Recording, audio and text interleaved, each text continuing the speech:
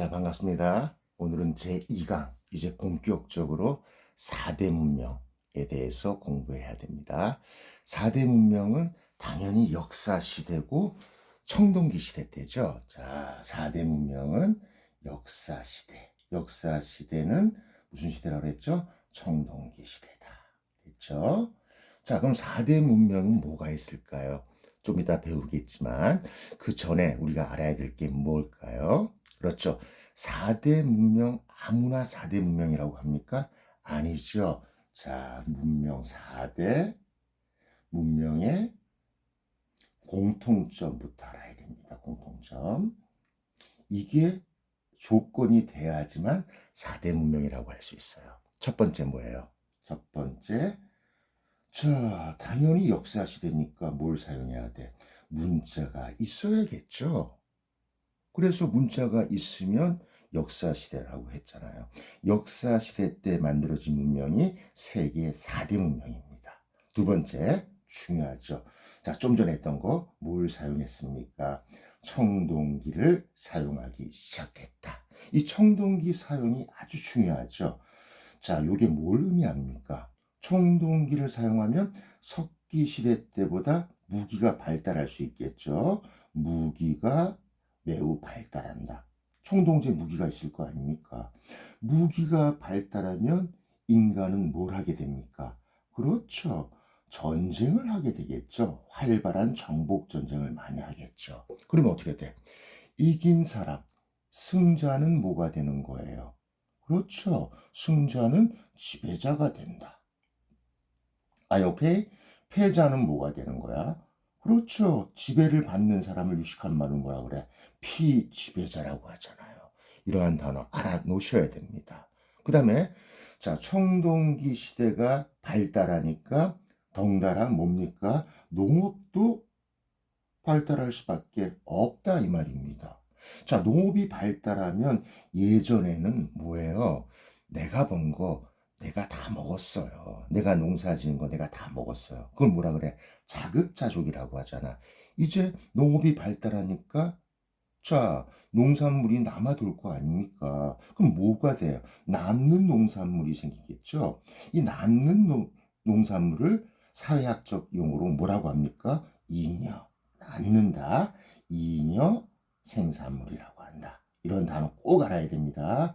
자, 어휘와 단어와의 싸움입니다. 꼭 기억해 주세요. 그러면 이 남는 생산물을 습득하는 사람은 뭐가 돼요? 습득하는 사람은. 그렇죠. 부자가 되겠죠, 부자가. 부. 이걸 갖다가 습득하지 못하는 사람은 뭐가 됩니까? 가난하다. 가난하다를 뭐라 그래요? 여러분, 한문으로 빈이라고 하잖아. 빈자가 될 수밖에 없다는 겁니다. 그러면 뭐가 생겨?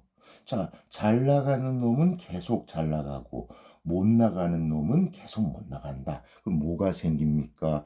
빈부의 격차가 생기겠죠. 빈부의 빈, 부의 뭐 격차가 생긴다. 이 말씀입니다. 감 잡았습니까? 그러면 당연히 부자가 잘 나갈 가능성이 많으니까 얘가 뭐가 되는 거야? 지배자가 되는 거고. 자, 얘가 뭐가 되는 거야? 지배를 받는 사람. 가난한 사람이 지배받잖아요. 피지배자가 되는 겁니다. 피지배자가 되는 거예요. 자, 그럼 이건 또 뭘 의미하는 겁니까? 그렇죠. 내가 왜 이렇게 장황하게 설명했겠습니까? 그렇죠. 청동기 시대 때 인류 최초로 뭐가 나온다? 지배하는 사람과 뭐예요? 지배를 받는 피지배자가 나온다. 그럼 뭐가 발생한다? 그렇죠. 이제 드디어 4대 문명의 공통점 나오네요. 자, 세 번째로 연결시킵시다. 뭐가 발생했다? 계급이 발생했다. 계급이 발생했다는 것은 뭘 말하는 거다? 평등 사회가 아니라 무슨 사회다? 불평등 사회가 4대 문명의 공통점이다. 자, 현재까지 문자, 청동기, 계급 발생입니다. 자, 계급이 발생했다는 것은 모두 생겼다는 겁니까? 왕을 중심으로 신하, 국민, 뭐예요? 어떠한 국가가 생겼다는 거 아닙니까?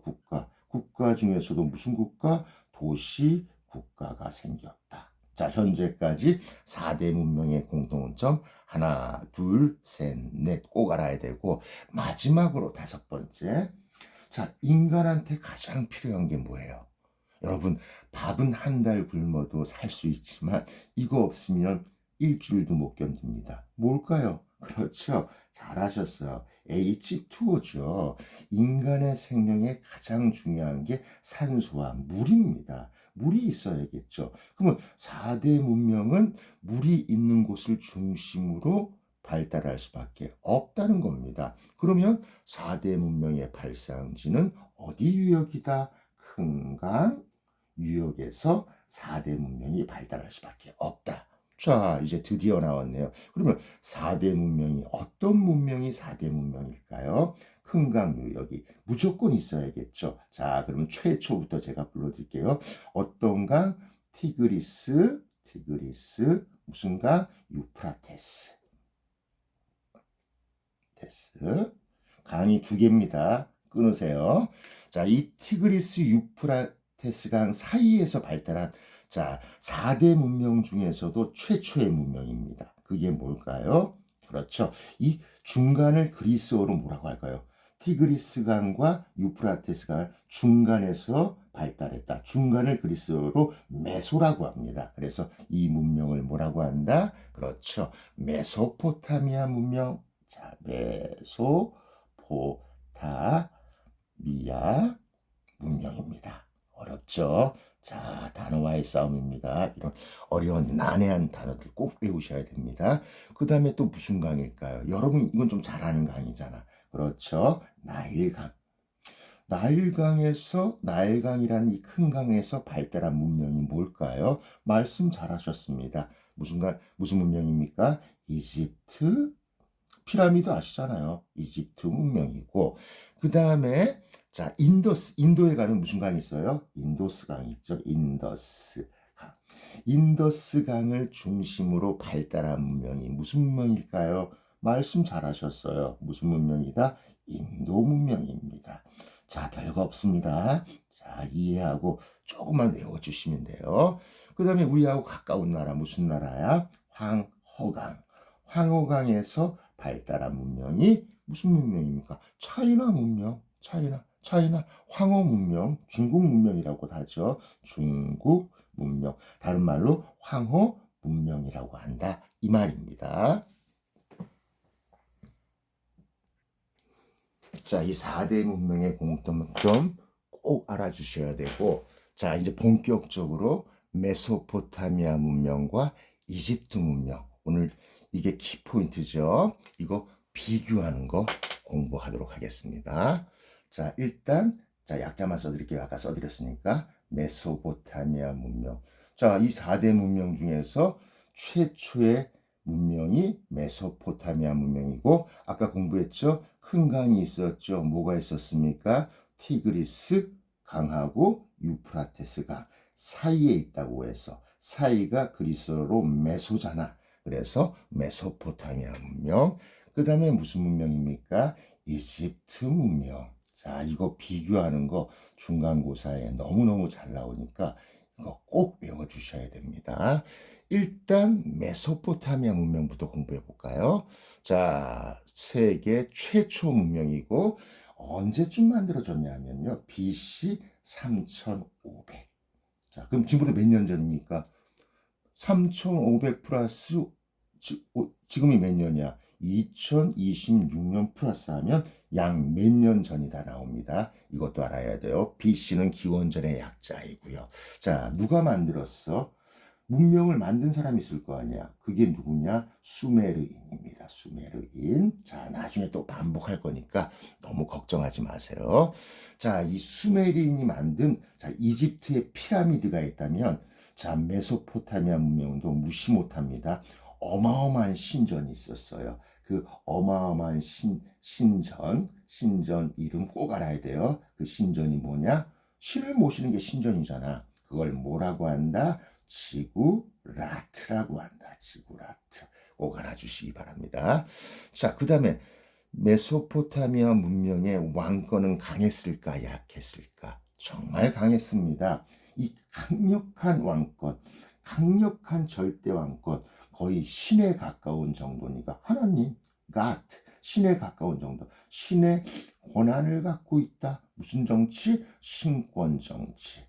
자, 신권 정치란 말이 나오면 무조건 절대 권력을 왕이 가졌구나. 무조건 알아야 돼요. 됐습니까? 자, 그 다음에 너무 중요한 거 나왔네요. 메소포타미아 문명은요, 사방으로 탁 트여 있어요. 그럼 트여 있다는 말을 갖다가 유식한 말을 뭐라고 할까요? 폐쇄적일까, 개방적일까? 열려 있죠. 아주 지형이 매우 개방적이야. 그러면 유리한 점이 많을까, 불리한 점이 많을까? 둘 다 있겠죠. 그 중에서 불리한 점은 뭘까요? 외적이 쳐들어오기 좋잖아요. 맞습니까? 안 맞습니까? 외적이 뻥 뚫렸으니까 쳐들어오기 좋잖아요. 그럼 뭐가 많을 수밖에 없었다? 그렇죠. 메소포타미아 문명은 전쟁이 많을 수밖에 없었다. 그럼 여러분 어때요?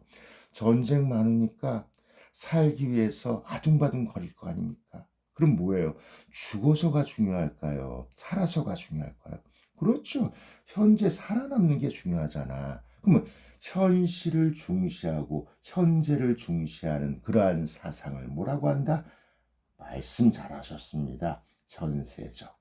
죽어서가 무슨 상관이야? 현세에 안 죽고 행복하게 사는 게 중요해. 이게 현세적이야. 그래서 메소포타미아 문명은 현세적 사고관을 갖고 있었다.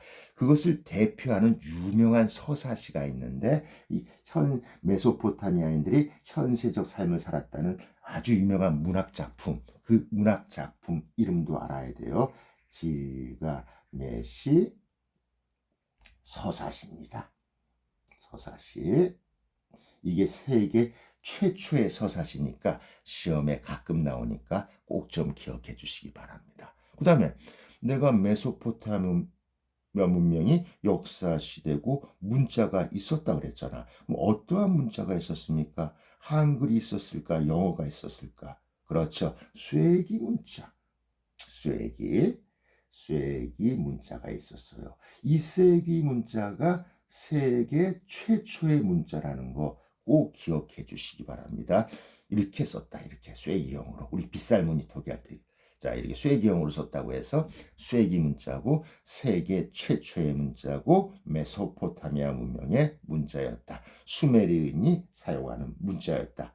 꼭 아셔야 돼요. 그 다음에 자, 메소포타미아인들은 음력으로 생일 파티 했을까? 양력으로 생일 파티 했을까? 그 여러분도 음력하는 학생이 있고 양력하는 학생이 있겠죠? 자, 미안하지만 메소포타미아 문명은 달을 좋아했던 모양이에요. 그래서 음력을 사용했습니다. 그래서 메소포타미아 문명은 달력으로 태음력을 사용했다는 거. 이것도 꼭 기억해 주시기 바랍니다. 그 다음에 몇 진법을 사용했을까요? 60진법. 이건 정말 외워야 돼요. 전부 다. 자, 메소포타미아 문명은 태음력을 사용했고 2진법도 아니고 10진법도 아니고 60진법을 사용했다는 거 꼭 기억해줘. 자, 그러면 메소포타미아 문명이 만든 자, 최고의 왕국, 가장 번성했던 왕국 알아야 됩니다. 그 왕국 이름이 뭘까요? 바자로 시작하는데. 그렇죠. 바빌로니아 왕국입니다. 아주 어마어마한 왕국이에요. 이 왕국이 왜 이렇게 잘 나갔냐면요. 어떤 유명한 왕이 한 명 계셨어요. 이분 무조건 시험에 나옵니다. 그게 누구냐? 함자로 시작하는데 함무라비 왕이겠죠. 함무라비. 바빌로니아 왕국의 전성기를 이끌었던 사람이 함무라비 왕이었다는 겁니다. 자, 함무라비 왕은 자, 이름으로도 유명하지만 세계 최초로 법을 만들었어요. 자, 어떤 법을 만들었다? 세계 최초의, 자, 꼭 알아야 돼요. 세계 최초의 무슨 법? 그냥 법이 아니고 일wil성, 문자, 문, 성문법. 자, 어렵지 않죠? 하나씩 해석하면 돼요. 성이 뭐예요? 너 성취하다. 일을 성취하, 무언가 일을 성취하다. 문은 뭐예요? 문자. 자, 문자로 기록된 법을 최초로 만든 사람이 함무라비고 이 법전 이름이 뭡니까? 그 유명한 세계 최초의 성문 법전, 무슨 법전? 함무라비 법전입니다. 목에 칼이 들어와도 요 법전 알아야 됩니다. 이 법전의 특징도 알아야 돼요. 이 특징 시험에 잘 나와요. 자, 이거 중요합니다. 자, 어떤 귀족 알죠? 여러분 같은 귀족 A가 있고, 자, 여러분 같은 귀족 B가 있습니다. 자, 이 함무라비 법전의 특징 아셔야 돼요. 자, 귀족 A가 귀족 B의 눈가리를 찔러가지고 눈알을 빼버렸어. 그럼 귀족 B 열받을까, 열 안 받을까? 열받겠죠? 그럼 어떻게 하면, 함무라비 법전에는 어떻게 나와 있습니까? 자, 귀족 A가 귀족 B의 눈가리를 뽑으면 귀족 B도 귀족 A의 뭘 뽑을 수 있다? 눈가리를 뽑을 수 있다. 그럼 철저한 첫 번째 특징 나오네요. 함무라비 법전은 철저한 무슨 주의? 보복주의입니다. 자, 그래서 함무라비 법전을 말하는 자, 결정적인 자, 어휘가 있죠. 자, 눈에는 눈, 내 눈을 뽑으면 눈에는 눈, 네 눈도 뽑히고 내 귀를 자르면 귀에는 네 귀도 잘린다. 이건 뭘 말하는 겁니까? 철저한 보복주의입니다. 아시겠죠? 겁나는 법이에요. 자, 두 번째 특징은 뭐냐? 자, 귀족 A가 있다. 귀족 A 자주 나오네요. 그 다음에 나 같은 사람을 뭐라 그래? 그렇죠. 기분 나쁘네요. 노예 A가 있습니다. 나 같은 노예 A. 자, 그럼 귀족이 노예의 예를 들어서 뭡니까? 눈을 뽑았다. 똑같이 합시다. 눈을 뽑으면요. 노예 A는 귀족 A의 눈을 뽑을 수 있을까요? 못 뽑습니다. 자, 귀족 A는 노예 A의 눈을 뽑았으니까 일미나 돈, 아주 적은 돈입니다. 1미나라는 돈을 노예한테 주면 됐습니다. 와, 정말 기분 나쁘죠? 그럼 이건 뭘 의미하는 겁니까? 자, 첫 번째 보복주의, 두 번째 무슨 주의야? 차별주의입니다. 알겠습니까? 자, 귀족이 잘못됐을 때는 좀 봐준다는 겁니다. 됐습니까? 그러면 자, 함무라비 법전 꼭 아셔야 되고, 바빌로니아 왕국은 뭐가 엄격했다? 자, 여기서 뭘 유추해낸다? 신분이 아주 엄격했다는 거 꼭 알아주시기 바랍니다. 자, 이렇게 잘 나가던 바빌로니아가 자, 세상에 영원한 건 없잖아요. 나중에 자, 철기를 세계 최초로 사용한 사람.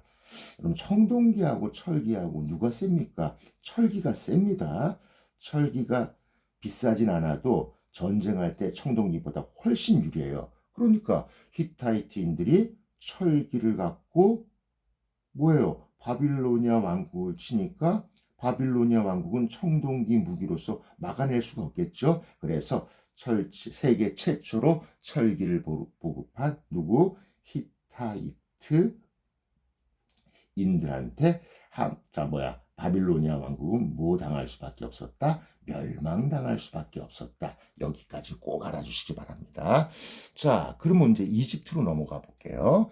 자, 이집트는 몇 년에 만들었습니까? 그렇죠. BC 약간 500년 후지요. 그래서 BC 한 3000년 생각하시면 되고, 자, 메소포타미아 문명은 수메르인들이 만들었으니까 이집트 문명은 누가 만들었을까? 당연히 이집트인이 만들었겠죠. 자, 이집트 문명도 마찬가지입니다. 자, 왕의 권한이 어마어마했어요. 그래서 메소포타미아 문명도 신권 정치, 이집트 문명도 무슨 정치다? 신권 정치. 자, 그래서 이집트의 왕을 뭐라고 부릅니까? 파라오. 자, 파라오 부르잖아. 파라오의 뜻이 뭐예요? 여러분, 지구보다 100만 배 더 큰 별이 뭘까요? 태양이잖아요. 그리고 파라오는 그 위대한 누구의 아들? 태양의 아들. 자, 이름만 들어도 어마어마한 절대 권력이 느껴지지 않으십니까? 그렇죠. 태양신의 아들이 파라오다. 그래서 이집트도 역시 신권 정치를 추구했다. 이거예요. 자, 그다음 이게 중요하죠. 자, 메소포타미아 문명은 뭐라 그랬어요, 제가? 개방적이라서 외적들이 쳐들어오기 좋아요. 여러분 이집트 한 번씩 가보셨잖아요. 이집트 가보시면 사막밖에 없습니다. 사람들이 더워서 지쳐서 못 쳐들어와요. 그러면 이러한 지형을 뭐라고 한다? 그렇죠. 메소포타미아 문명이 개방적이었다면 자, 이집트 문명은 사람들이 들어오기 너무 힘들어. 그럼 무슨 적? 자, 막혔죠. 그래서 무슨 적이라고 한다? 폐쇄적이라고 한다. 그러면 전쟁이 많았을까 없었을까? 적었겠죠. 거의 없었겠죠. 그래서 이집트 왕조는 오랫동안 자, 왕조가 유지될 수밖에 없었다 이거예요. 자, 다시 한번 메소포타미아 문명은 개방적이라서 외적들이 자주 쳐들어와서 맨날 왕조가 바뀌었지만 이집트 문명은 사막으로 둘러싸인 폐쇄적인 곳이라서 자, 외적이 침략이 없었기 때문에 하나의 왕조가 오랫동안 유지했다. 이거 비교하는 거 시험에 아주 잘 나와요. 그러니까 얘네들의 사상도 반대겠죠. 메소포타미아 문명하고. 현세도 중요하지만 자, 죽어서도 중요하다. 죽지 않는다. 죽어서도 죽은 게 아니다. 그걸 무슨 사상이야? 그렇죠. 영혼은 죽지 않는다. 자, 불멸 사상이죠. 자, 내가 몸은 죽었지만 영혼은 죽지 않는다. 그래서 어떤 짓 했습니까? 그렇죠. 왕이 죽으면 붕대로 뜰뜰 말았죠. 보존하기 위해서. 자, 죽음이란 없으니까. 그게 뭐예요? 자, 나오네요. 드디어 미라가 나오셔야 됩니다. 그 다음에 왕의 무덤이 뭐예요? 자, 왕의 무덤을 잘 지어야지 될 거 아닙니까? 왜? 왕 죽어서도 영혼은 살아있으니까. 그래서 세계 7대 불가사의 중에서 1등 뭐야? 그렇죠. 피라미드. 그 다음에 피라미드를 지키는 구조물이 뭐예요? 그 유명한 스핑크스. 또 하나 마지막으로 자, 그럼 뭐예요? 마지막으로 죽은 자, 죽을 사, 사람 자, 사자의 책도 죽은 사람의 책, 사자의 책. 이걸 뭐라 그래? 사자의 책을 갖다가 뭐라 그러죠? 자, 서점 가잖아, 여러분. 사자의 서라고 한다 이 말입니다. 그러면 자, 메소포타미아 문명이 현세적이었다면 이집트 문명은 무슨 적이다? 죽어서를 중시하니까 그걸 유식한 말로 뭐라고 한다? 내세적 세계관을 가졌다. 자, 메소포타미아와 이집트의 이 세계관 무조건 비교해 주셔야지만 중간고사에서 한 문제 건질 수 있습니다. 자, 그 다음에 메소포타미아 문명이 세계 최초의 문자, 쇠기 문자를 만들었다면 자, 이집트 문명도 역사 시대니까 문자가 있었겠죠. 그 문자가 무슨 문자야? 그렇죠. 상형 문자. 글자가 약간 그림 같아요. 알겠습니까? 그러니까 말을 만약 예를 들자면 말이라는 단어를 쓸 때 말 비슷하게 살짝 축소해서 그려놓는단 말입니다. 그래서 이 상형 문자를 다른 말로 뭐라고 한다? 그림 문자라고 한다. 오케이? 그러면 이 상형 문자를 쓸 종이 비스무리한 게 있어야 될 거 아닙니까? 그게 뭡니까? 그 유명한 자, 나일강에 가면 갈대가 많았던 모양이에요. 갈대의 잎을 따다가 지금의 종이처럼 사용했다. 그걸 뭐라고 한다? 파자로 시작하는데 파피루스라고 한다. 자, 이런 거 꼭 알아주시기 바랍니다. 그 다음에 자, 메소포타미아 문명은 음력으로 생일 파티를 했다면 자, 이집트 문명은 자, 태양의 아들이잖아. 그럼 태양을 좋아하겠네요. 양력을 좋아하겠네요. 그래서 이집트 문명은 뭐다? 태양력을 사용했다. 됐습니까? 마지막으로 자, 수메르인 메소포타미아 문명이 60진법이라면 이집트 문명은 10진법이다. 자, 이건 단순한 게예요. 자, 하나 더 공부하자면 피라미드, 스핑크스 이런 거 만들 때 엄청나게 과학적으로 만들어야 되잖아요. 맞잖아요. 어마어마한 건물이니까. 그러니까 이집트는 뭐가 발달했다? 우리 건축 만드는 기술을 뭐라 그래? 측량술.